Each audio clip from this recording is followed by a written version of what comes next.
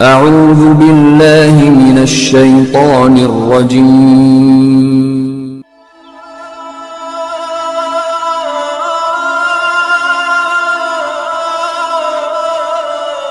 بسم الله الرحمن الرحيم الحمد لوليه والصلاة والسلام على نبيه وآلہ وصحبہ وبارک وسلم. قال اللہ تعالی وتبارک فی القرآن المجید والفرقان الحمید فی شان حبیبہ مخبرا وآمرا ان اللہ وملائکتہ یصلون علی النبی یا ایہا الذین آمنوا صلوا علیہ وسلموا تسلیما. اللہم صلی علی سیدنا و مولانا محمد معدن الجود والکرم صلاۃ و سلاما علیک یا سیدی یا رسول اللہ وعلی آلک و اصحابک یا حبیب اللہ.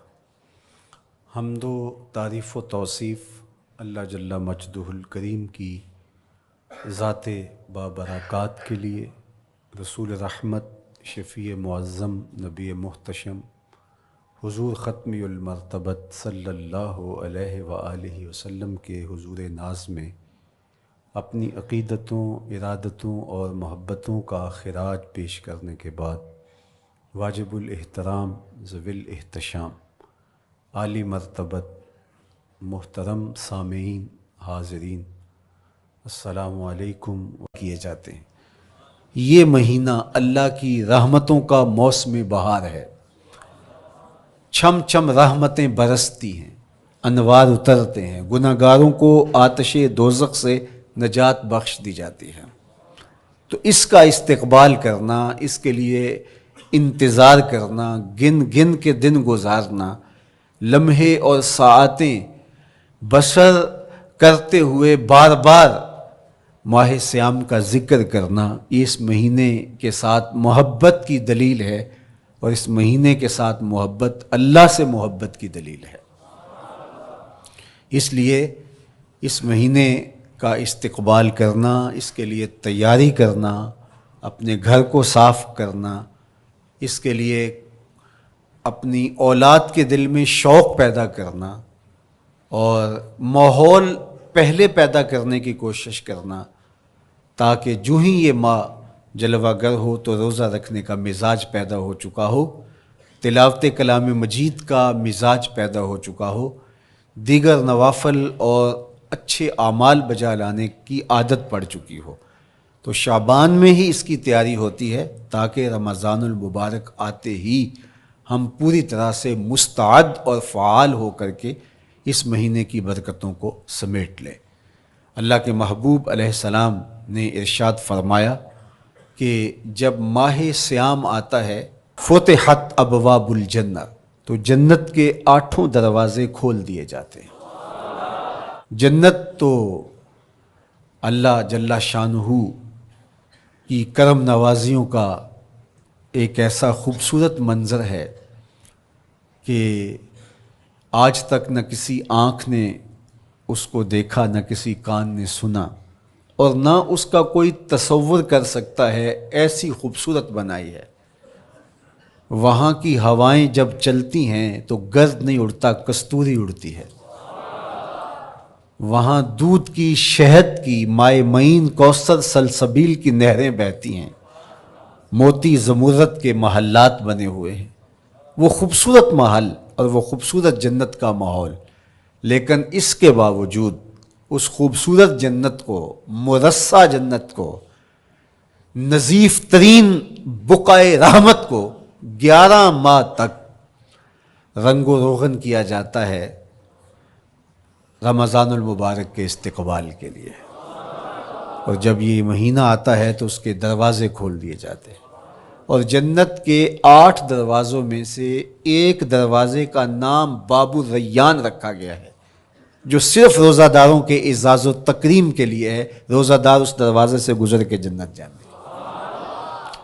تو آپ اندازہ کیجئے کہ اللہ نے اس ماہ مبارک کو کیا عزت دی ہے، کیا پروٹوکول دیا ہے، کیا تکریم بخشی ہے کہ نبیوں کا امام المرسلین، خاتم الانبیاء، محبوب خدا اس مہینے کے لیے منتظر رہتے کہ یہ مہینہ آنے والا ہے، یہ مہینہ آنے والا ہے. حضرت سیدنا سلمان فارسی رضی اللہ تعالی عنہ فرماتے ہیں کہ شعبان کی آخری تاریخ کو حضور نے ایک خطبہ ارشاد کیا.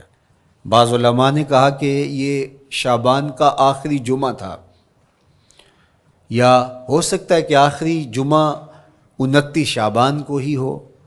تو رمضان المبارک سے قبل حضور نے یہ خطبہ ارشاد کیا جو مختلف کتب احادیث میں موجود ہے. یا ایھا الناس، اے لوگو، قد اظلکم شہر عظیم، اللہ نے تمہارے اوپر ایک بہت پاکیزہ، پر نور، عالی مرتبت مہینہ سایہ فگن کر دیا ہے. شہر فیہ لیلۃ خیر من الف شہر، اس مہینے میں ایک ایسی رات ہے جو 1000 مہینے سے بہتر ہے. جعل اللہ صیامہ فریدہ و قیام لیلۃ تطوع، اس مہینے کے دن کے روزے فرض قرار دیے گئے اور راتوں کا قیام نفل بنایا گیا. تراویح کی صورت کے اندر راتوں کے قیام کا ماحول پیدا ہوتا ہے، صلاۃ اللیل پڑھی جاتی ہے، نوافل پڑھے جاتے ہیں کثرت کے ساتھ. یہ اس مہینے کی شانیں ہیں، یہ اس مہینے کی رونقیں ہیں.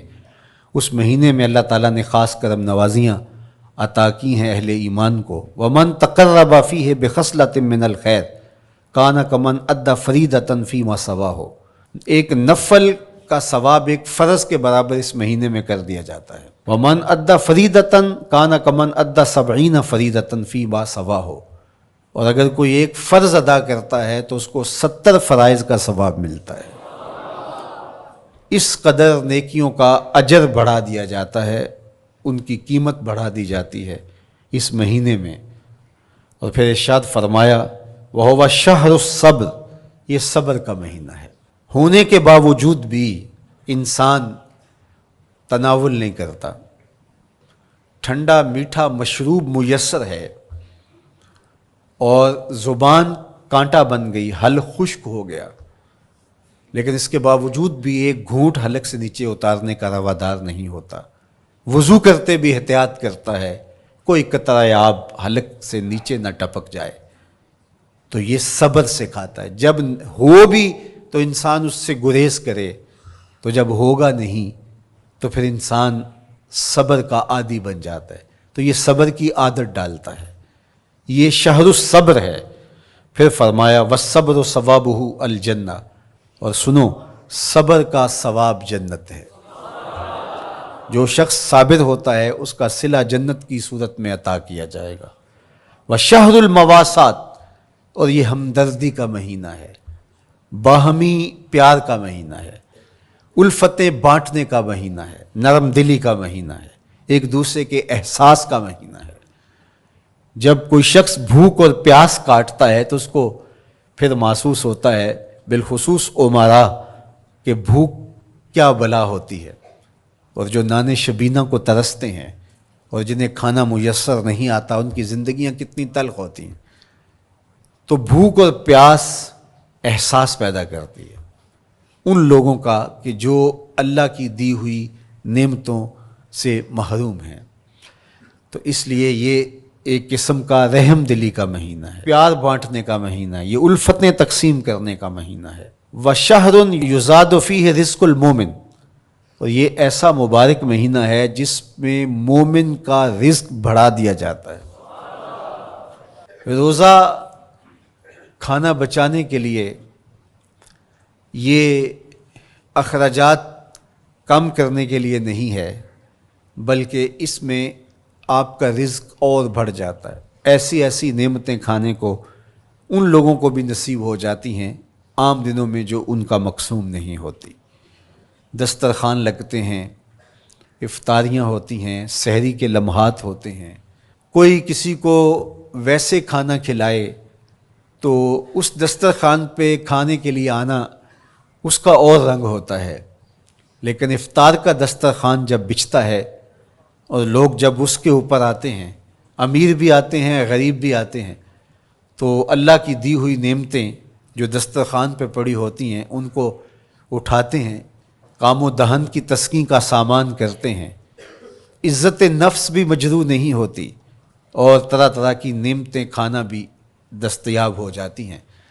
تو یہ ایک مہینہ ہے مواسات کا، اس میں رزق بڑھ جاتا ہے، غرباء تک بھی اللہ کی نعمتیں وہ پہنچتی ہیں جو عام دنوں میں ان کو میسر نہیں ہوتی، اور امراء بھی نعمتوں کا لطف لیتے ہیں، نعمتوں کا مزہ انہیں آتا ہے، اس لیے کہ بھوک کاٹنے کے بعد جب ان کو نعمت میسر آتی ہے تو پھر انہیں احساس ہوتا ہے۔ جو شخص ہر وقت سیراب رہتا ہے تو اس کو کیا پتا کہ شدید بھوک کے بعد کھانے کا لطف کیا ہوتا ہے۔ سخت پیاس کے بعد میٹھا اور ٹھنڈا مشروب جب رگوں کو تر کرتے ہوئے معدے تک پہنچتا ہے تو اس کی تراوت، اس کی ٹھنڈک، اس کی لذت، اس کا کیف و سرور، اس کی عذوبت کس طرح راحت بخشتی ہے۔ اسی لیے میرے اور آپ کے آقا و مولا نے ایک دوسرے مقام پہ ارشاد فرمایا، للصائم فرحتان، فرحۃ عند فطرہ و فرحۃ عند لقاء ربہ۔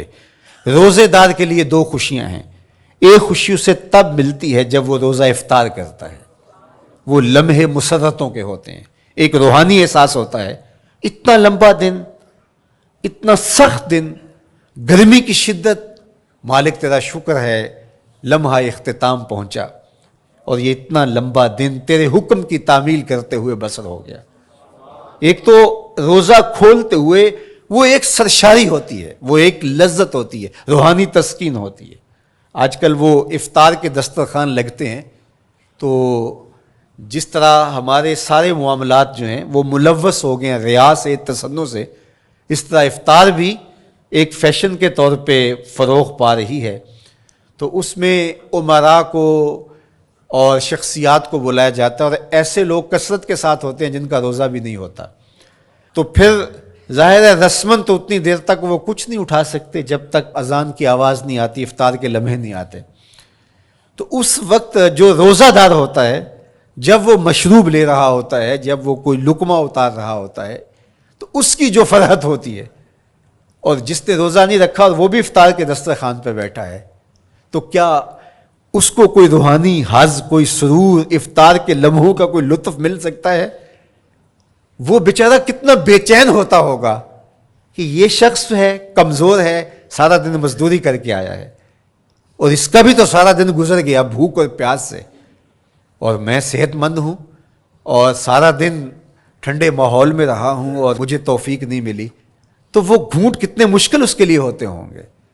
اور روزہ دار کے لیے کس قدر وہ آسودہ بخش لمحے ہوتے ہیں کہ جب اس کو یہ مسرت ہو رہی ہوتی ہے کہ مالک تیرا شکر، گرم موسم، زباں کانٹا، حلق خشک، اور تو نے تکمیل تک لمحے پہنچائے اور میرا دن خیریت سے گزر گیا، تو وہ اس کے لیے ایک خوشی کا لمحہ، روحانی مسرت کی کیفیت۔ اور دوسری کہ جب وہ ٹھنڈا اور میٹھا مشروب، سارے دن کی سوکھی ہوئی زبان اور خشک حلق، اور انسان کی جو ہے وہ رگیں بھی، انتڑیاں بھی خشک ہو چکی ہوتی ہیں، تو ٹھنڈا اور میٹھا مشروب جب انسان کے معدے کی طرف بڑھ رہا ہوتا ہے، زبان بولے نہ بولے، ایک ایک رواں اللہ کی حمد بول رہا ہوتا ہے، اور تشکر انسان کے رگو ریشہ سے ادا ہو رہا ہوتا ہے، اور اس کی کیفیت، اس کی سرشاریاں، اس کی لذتیں وہ دیکھنے کی ہوتی ہیں۔ تو کہا للصائم فرحتان، روزے دار کو تو ایک فرحت اس وقت ملتی ہے عند فطر ہی، جب وہ روزہ کھولتا ہے، روحانی فرحت بھی جسمانی فرحت بھی، وَفَرْحَةٌ عِنْدَ لِقَاءِ رَبِّهِ، اور دوسری فرحت اور دوسری خوشی اسے تب ملے گی جب اس روزے کے صلے میں اللہ تعالیٰ اپنے رخ انور سے پردہ اٹھا دے گا اور روزہ دار کو اپنے دیدار کی دولت عطا کرے گا، تو وہ پھر منظر دیکھنے والا ہوگا، روزہ دار کی آنکھیں ٹھنڈی ہو جائیں گی۔ اصل افطار تو وہ ہوگی نا، اللہ اکبر، اصل تو شربت دیدار ملے گا جو روح کی پیاس بجھا دے گا، جو من کی بھوک مٹا دے گا۔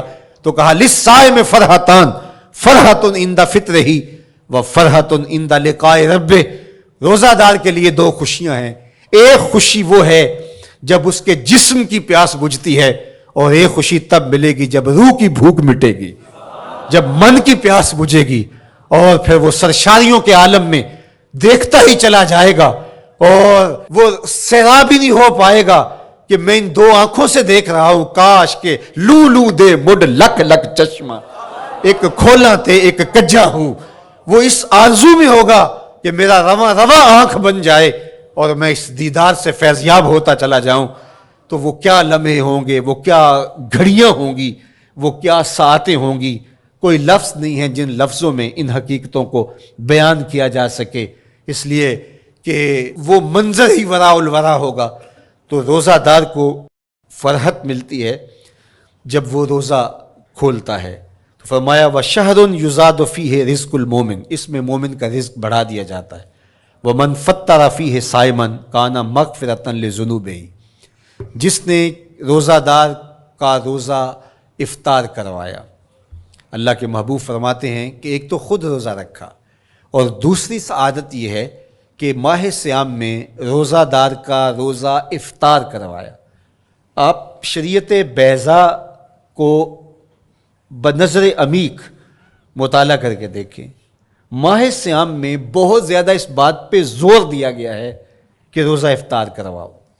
اپنے گھر میں بیٹھ کر کے روزہ افطار کر لینا یہ بھی سعادت مندی ہے، روزہ نصیب ہو جائے، لیکن اس بات پہ بہت زور دیا گیا ہے ماہ سیام میں کہ ایک ماحول پیدا ہو، لوگوں کو افطار کروائیں تاکہ تمام لوگوں تک اللہ تعالیٰ کی نعمتیں پہنچیں، اور لوگوں تک جو ہے وہ رمضان المبارک کی برکتیں پہنچیں۔ تو ارشاد فرمایا وَمَنْ فَطَّرَ فِيهِ صَائِمًا، جس نے روزے دار کا روزہ افطار کروایا، کَانَ مَغْفِرَةً لِذُنُوبِهِ، تو وہ افطار کروانے والوں کے گناہوں کی بخشش کا ذریعہ بن جائے گا، یہ افطاری گناہوں کی مغفرت کا سبب بن جائے گی۔ وَعِتْقَ رَقْبَتِهِ مِنَ النَّارِ، اور آتش دوزخ سے گردن کی آزادی کا مجدہ جاں فضا بن جائے گا یہ امر کہ اس نے کسی کا روزہ افطار کروایا۔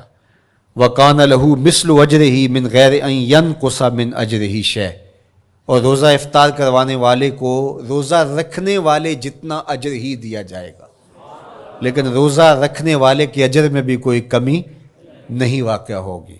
جتنا اس نے سارے دن کی بھوک اور پیاس کاٹ کر کے تکلیف اٹھا کر کے روزہ رکھا، جس نے شام کو اس کو افطار کر دیا اتنا ہی ثواب اس کو عطا کر دیا جائے گا، اس کا اجر کم کیے بغیر۔ اللہ اکبر، یہ امت کے لیے اللہ نے کیا پیکج دیا ہے، کیا کرم نوازیاں ہیں اس امت کے لیے۔ آقا کریم نے ارشاد فرمایا ایک شخص صبح سے لے کے ظہر تک مزدوری کرتا ہے، اس کو ایک قیراط دیا جاتا ہے، اور ایک شخص ظہر سے لے کر عصر تک مزدوری کرتا ہے، اس کو بھی ایک قیراط دیا جاتا ہے، اور ایک عصر سے لے کر مغرب تک مزدوری کرتا ہے، اس کو 2 قیراط دیے جاتے ہیں۔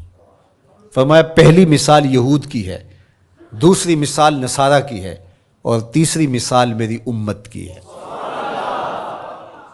یہودیوں نے اور عیسائیوں نے اس پہ اعتراض کیا کہ ہمارا اجر کیوں تھوڑا ہے، تو میرے اور آپ کے آقا و مولا نے فرمایا تمہارا تھوڑا نہیں، ہمارا زیادہ ہے۔ آج کل اگر 1000 روپیہ مزدوری چلتی ہو مزدور کی، تو کوئی شخص صبح سے شام تک ایک شخص سے مزدوری کروائے اور 1000 روپیہ دے دے، اور دوپہر کو اڈے سے جا کے ایک مزدور اور لے آئے، شام کو اس کو بھی 1000 روپیہ دے آئے، اور ایک شخص کو عصر کے وقت لائے اس کو 2000 روپیہ دے دے، تو 1000 والا کہے کہ میرے سے زیادتی ہوئی ہے تو اس سے زیادتی تو نہیں ہوئی، اسے تو پوری مزدوری دی گئی ہے، اب اس پہ مہربانی ہوئی ہے، اس پہ رحمت ہوئی ہے۔ تو کہا یہود اور نصارہ کی یہ مثال ہے، ایک صبح سے ظہر تک مزدوری کرے اس کو 1 قیراط، ایک ظہر سے عصر تک مزدوری کرے اس کو بھی 1 قیراط، اور تیسرا بہت تھوڑا وقت عصر سے مغرب تک مزدوری کرے اس کو 2 قیراط۔ کہا یہ امت محمدیہ علی صاحب الصلوات کو دیا گیا نور ہے۔ تو ایک شخص نے سویر سے لے کر شام تک روزہ رکھا، بھوک کاٹی، پیاس کاٹی، سخت شدت کی گرمی سہی، اور ایک شخص نے شام کے وقت اس کو روزہ افطار کروا دیا۔ اور سنو حضور علیہ الصلوۃ والسلام کا فرمان، جب حضور نے فرمایا کہ اس کو پورا اجر ملے گا پہلے کے اجر کو کم کیے بغیر، تو صحابہ کا تو دل تڑپنے لگا کہ یہ کتنی بڑی بات ہے۔ اب آپ جانتے ہیں کہ یہ زمانہ ایسی معاشی خوشحالیوں کا نہیں تھا، لوگوں کے پاس تو نان شبینہ بھی میسر نہیں ہوتا تھا۔ تو صحابہ نے جو سوال کیا، قالوا یا رسول اللہ صلی اللہ علیہ وسلم، انہوں نے کہا اے اللہ کے پیارے رسول صلی اللہ علیہ وسلم، لیسا کلنا یجد ما یفطر الصائم، ہم میں سے تو ہر بندہ یہ طاقت نہیں رکھتا کہ روزہ دار کو روزہ افطار کروا دے۔ تو یہ اتنی بڑی سعادت، تو یہ تو پھر اہل زر ہی یہ سعادت حاصل کر پاتے ہیں، ہمارے جیسے لوگ تو پھر جو مال و دولت نہیں رکھتے تو وہ تو پھر یہ سعادت نہیں حاصل کر پائیں گے۔ تو میرے اور آپ کے آقا و مولا نے کیا فرمایا؟ قال، حضور نے ارشاد فرمایا یؤتی اللہ ھذا الثواب، یہ ثواب اللہ اسے شخص کو بھی عطا کرے گا، من فطر صائما علی مزقۃ لبن او تمرۃ او شربۃ من ماء، فرمایا کہ یہ اجر اللہ اس کو بھی عطا کرے گا جس نے کسی کا روزہ 1 گھونٹ دودھ سے کھلوا دیا، یا 1 کھجور سے کھلوا دیا، یا پانی کے 1 گھونٹ سے اس کا روزہ افطار کروا دیا۔ لازمی نہیں ہے کہ دسترخوان سجا ہو، انواع اقسام کے کھانے پڑے ہوں اور وہ افطاری ہی افطاری قرار پائے گی۔ جس نے کسی کو وہاں باہر ٹوٹیوں سے پانی کا گلاس بھر کے، کٹورا بھر کے سادہ پانی بھی پیش کر دیا تو اس کو بھی ثواب مل جائے گا۔ کتنا ثواب ملے گا؟ پورا روزہ رکھنے کا ثواب اس کو ملے گا۔ کتنی رحمتوں کی لوٹ سیل لگی ہے، کوئی ایسے بھی بانٹتا ہے، کوئی ایسے بھی کرم نوازیاں ہوتی ہیں، لیکن میرے رب کے خزانے کتنے کھلے ہیں۔ میں نے مدینہ المنورہ میں ایک شخص کو دیکھا کہ وہ روزے کے وقت وہاں سے ہی گلاس لیتا اور زمزم سے بھرتا اور روزہ داروں کے آگے رکھتا چلا جاتا، اور روزانہ اس کا یہ عمل ہوتا، نماز عصر کے بعد شروع ہوتا، جتنی اس کی پہنچ ہوتی ہر ایک کے آگے رکھتا چلا جاتا، پانی بھی وہاں سے لیا، گلاس بھی وہاں سے لیا۔ اللہ اکبر، فرمایا دودھ کا 1 گھونٹ یا پانی کا 1 گلاس یا 1 کھجور اس نے کسی کو پیش کی اور اس نے اس سے روزہ کھولا، اللہ کے محبوب فرماتے ہیں پہلے کے اجر میں بغیر کسی کمی کے اس کو پورا ثواب روزے کا نصیب ہوگا۔ اللہ اکبر۔ اب سنو، پھر حضور نے ارشاد فرمایا ومن اشبع صائما، اور جس نے صحیح اہتمام کے ساتھ روزے دار کو اچھا کھانا کھلایا، اچھی پرتکلف افطاری دی، سقاہ اللہ من الحوض شربتا لا یظمأ حتی یدخل الجنہ، اس کو حوض کوثر سے ایسا جام ملے گا کہ اس کو کبھی پیاس نہیں ملے گی یہاں تک کہ جنت میں چلا جائے گا۔ اللہ اکبر، اس کو کوثر کے جام نصیب ہوں گے حشر کی گرمی میں۔ اور آپ کو معلوم ہے، علماء سے آپ نے بارہا سنا ہوگا کہ جام کوثر جس نے ایک بار پی لیا پھر 50,000 سال کے دن میں اس کو دوبارہ پیاس نہیں لگے گی۔ یہ جام کوثر کی خصوصیت ہے۔ فرمایا وَهُوَ شَهْرٌ أَوَّلُهُ رَحْمَةٌ، یہ وہ مہینہ ہے جس کے پہلے 10 دن رحمت ہیں اور اس کا درمیانی عشرہ مغفرت ہے، وَآخِرُهُ عِتْقٌ مِّنَ النَّارِ، اور اس کا آخری عشرہ جو ہے وہ آتش دوزخ سے نجات کا ضامن ہے۔ فَاسْتَكْثِرُوا فِيهِ مِنْ 4 خِصَالٍ، کہا کہ 4 کام اس مہینے میں کثرت کے ساتھ کرو۔ خصلتان ترضون بہما ربکم، 2 کام تو وہ ہے جس سے تم اپنے رب کو راضی کرو گے۔ وخصلتان لا غنا بکم عنہما، اور 2 کام ایسے ہیں کہ ان سے بے نیاز نہیں ہو سکتے تو وہ تمہیں کرنے پڑیں گے۔ اما الخصلتان اللتان ترضون بہما ربکم، وہ دو خصلتیں، دو کام جن کے ذریعے سے تم اپنے رب کو راضی کر سکو، فشہادت اللہ الہ الا اللہ، وہ گواہی دینا ہے لا الہ الا اللہ، وتستغفرونہ، اور تم کثرت سے استغفار کرو، اللہ سے بخشش مانگو، یہ دو کام تم نے کرنے ہیں۔ وَأَمَّا الْخَصْلَتَانِ اللَّتَانِ لَا غِنَىٰ بِكُمْ عَنْهُمَا، اور وہ چیزیں جن کے بغیر تمہیں چارہ نہیں ہے، فَتَسْأَلُونَ الْجَنَّةَ وَتَعُوذُونَ مِنَ النَّارِ، اللہ سے جنت طلب کرو اور دوزخ سے پناہ مانگو۔ تو یہ دو کام جو تمہاری ضرورت ہے تم اس مہینے میں کثرت کے ساتھ کرو۔ تو یہ مہینہ رحمتوں کی لوٹ سیل کا مہینہ ہے، یہ کرم نوازیوں کے امٹتے ہوئے دھارے ہیں، یہ سیل رحمت ہے جو کہ من کی سیرابی کا سبب اور ذریعہ ہے۔ خوش نصیب ہیں جو ماہ صیام کو خوبصورتی کے ساتھ بسر کرتے ہیں، اس کے آنے سے پہلے استقبال کرتے ہیں، گھروں میں صفائی کریں، اہتمام کریں، مساجد میں اہتمام کریں، تاکہ بچوں میں یہ شوق پیدا ہو کہ ماہ صیام آ رہا ہے۔ جب ہم بچے تھے تو ہمارے والدین رمضان المبارک سے قبل ہی رمضان المبارک کی تیاریاں شروع کر دیا کرتے تھے۔ اس وقت گھر میں شربت تیار ہوا کرتے تھے گڑ کے، اور وہ پہلے ہی مائیں گھر میں تیاری کرنا شروع کر دیا کرتی تھی۔ ایک شوق پیدا کرنا مقصود ہوتا ہے۔ تو کچھ چیزیں ایسی ہیں کہ آرڈر لکھیں اور 1 سیکنڈ میں گھر پہنچ جائے، لیکن کچھ چیزیں یہ جو ہے وہ تیار کرنی چاہیے، شوق پیدا ہو۔ گھروں کے اندر ماؤں کو چاہیے کہ افطاری کو اہتمام کے ساتھ تیار کریں تاکہ بچوں کو شوق پیدا ہو، اور یہ ایک ماحول پیدا ہو، قرآن مجید کی تلاوت کا ماحول پیدا ہو، جاگنے سونے کے جو ہے وہ شیڈول مرتب کیے جائیں، مساجد کی آبادی کا سامان کیا جائے، اور صلاۃ و تراویح اور سحر و افطار کے لمحے، نوافل، تسبیحات، اذکار، نمازوں میں 5 گانہ حاضریاں، یہ کیسا خوبصورت ماحول ہوتا ہے، رحمتیں برس رہی ہوتی ہیں، انوار اتر رہے ہوتے ہیں، اور وہ کیا خوبصورت لمحے ہوتے ہیں، اور ہم اپنے رب سے اس کی رحمتیں طلب کریں گے۔ اللہ ہم سب کو اپنی پناہوں کا حصار دے۔ والسلام علیکم ورحمۃ اللہ۔